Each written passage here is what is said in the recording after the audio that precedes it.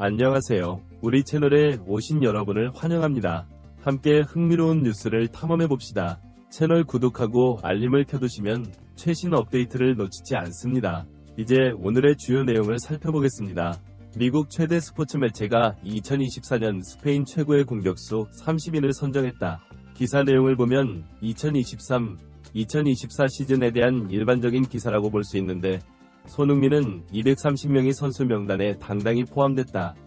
평점은 10입니다. 주어진 평점이지만 높습니다. 손흥민보다 키가 작은 선수가 누구인지 알려드리겠습니다. 언론의 큰 사진에 가장 먼저 등장하는 선수 5명은 네덜란드의 케인이다.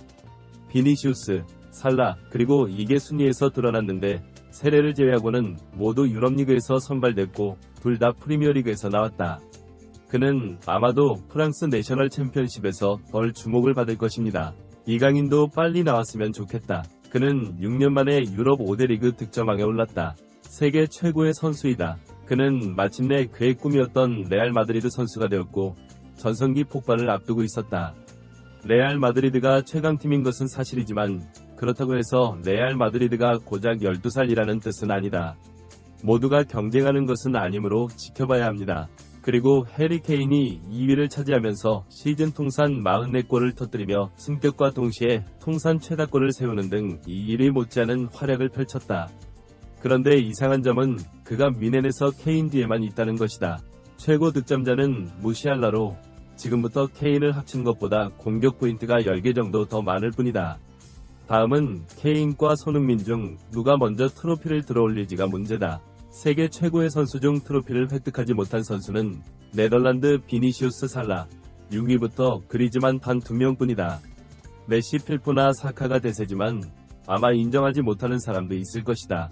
손흥민 위의 선수들을 보면 ESPN의 선택에 상당히 실망하게 될 것이다. 2020년 손흥민의 나이는 고작 7세였고 2021년에는 6세가 됐다. 그런데 역시 애매한 점은 예전에는 공격수들을 따로 배치했는데 이번에는 포드의 공격수들이 모두 포함됐다는 점이다. 손흥민이 참석해 아쉽다. 훌륭하지만 메시 다음으로 나이가 많음에도 불구하고 그는 여전히 세계 최고의 선수로 간주됩니다. 손흥민을 평가할 때 먼저 뛰어난 스피드와 양발의 치명적인 마무리 능력이 평가됐다.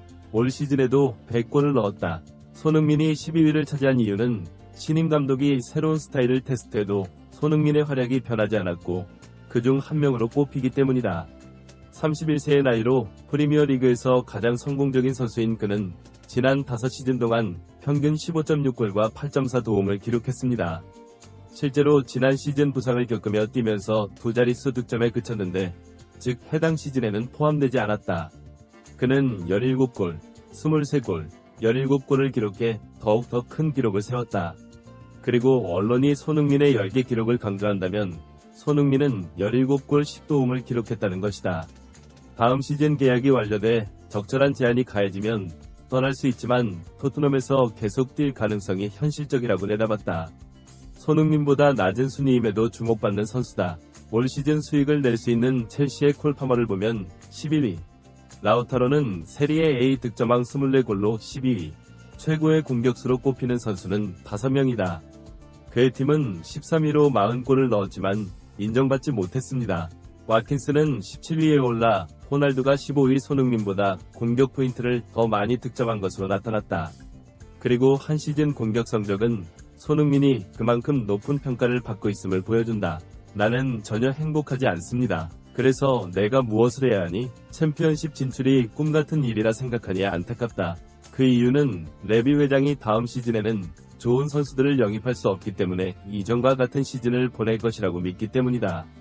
베르노 A가 임대 계약을 체결했다는 사실은 누구나 쉽게 예상할 수 있고 유일한 공격수는 안토니 솔랑케 히메네스뿐이지만 현실적으로는 시멘을 다시 데려올 필요가 없기 때문이다.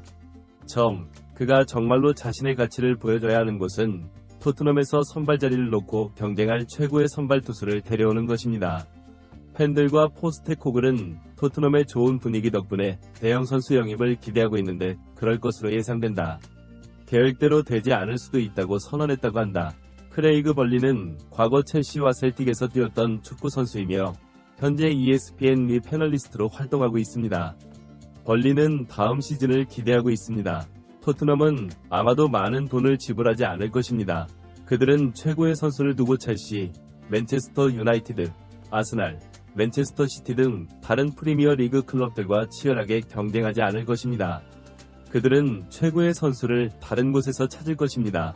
아시아와 호주에서는 아마도 저렴한 가격에 플레이할 수 있는 인재를 보유하게 될 것입니다. 그는 아마도 선수를 사기 위해 시장에 들어갈 수 있다고 생각할 것입니다. 게다가 아마도 레비 대통령은 포스테코그로그에게 최정훈의 최고의 선수들을 유지하기 위해 막대한 예산을 주지 않을 것이다. 이것이 그가 가야 할 길이며 감독을 맡을 때부터 알고 있었을 것이다. 대통령은 돈을 아끼고 최고 수준의 선수를 영입하겠다고 설명했습니다.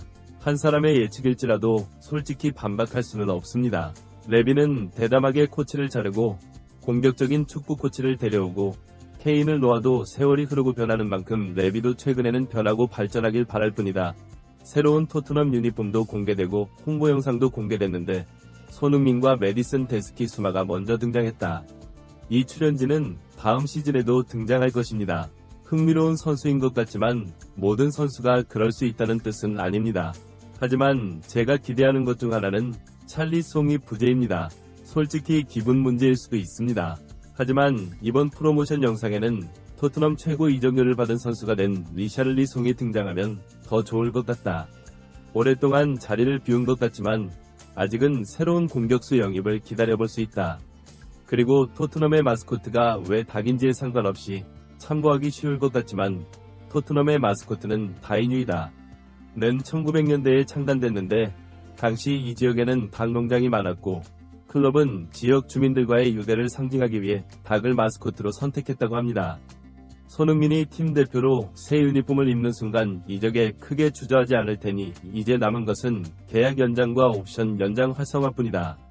손흥민과 재계약 협상에 좀 더 유리한 입장에서 참여하겠다는 연장 계획이다. 토트넘은 이 선수에 앞서 안정적인 장기 계약 협상을 추진하고 싶다고 밝혔습니다. 만약 레비가 정말로 그런 위치에 있다면 주급에 비해 형편없는 성적과 수입을 달성한 손흥민을 우습게 볼 수는 없다. 3년 전 살라의 재계 당시 그의 몸값은 20만 파운드였는데 그렇게 말하는 기사가 있었습니다. 그는 40만 파운드 이상을 요구했고 팀 합류를 연기함으로써 결국 35만 파운드에서 38만 파운드 사이의 상한액으로 석방되었습니다. 이는 구단 선수와 체스 선수 사이의 일반적인 합의입니다. 우리가 손흥민에게 바라는 것은 딱 하나다. 바보처럼 희생하지 말고 그의 진정한 가치를 인정하고 받아들이십시오. 그건 어려운 요구가 아닙니다. 올 시즌 공격수 톱 12에 꼽혔고 손흥민의 주급이 가장 낮아 손흥민의 에이전트와 격차가 크다. 오늘 뉴스레터는 다음 내용으로 마무리됩니다. 안녕히 가세요. 또 보자.